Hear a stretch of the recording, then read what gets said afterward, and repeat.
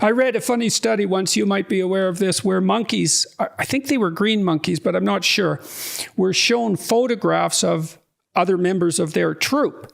And they gazed much longer at the high status individuals in the photographs.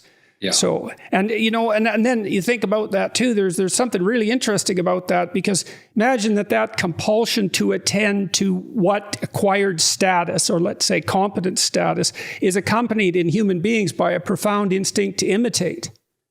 Right. That's right. Because, we are social learners. And one of the things that we try to do is to emulate those who have qualities that are associated with status.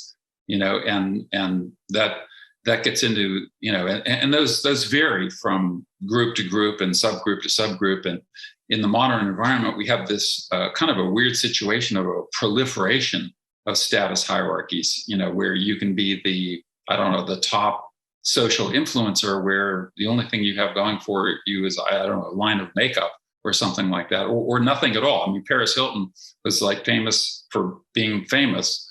And so she got a lot of attention, but there was no real benefit there. But we have if you play video games, for example, which I don't happen to, but there's status hierarchies within those. The most skilled video game player, the most skilled football player, rugby player, tennis player.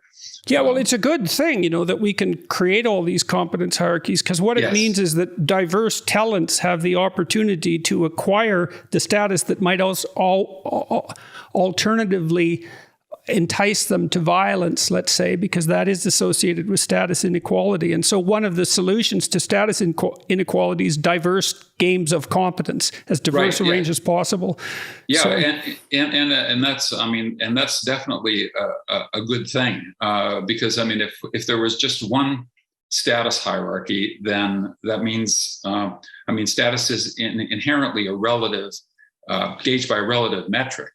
So if you're the number one, no one else can be the number one. But if you can be the best scholar, the best writer, the best World of Warcraft player, the best tennis player, these multiple status hierarchies give more people the opportunity to gain in status. Right. Another argument against the patriarchy as a unitary idea, right? Well, which patriarchy do you mean? Do you mean like the evil coalition of plumbers, which is a joke I've made before?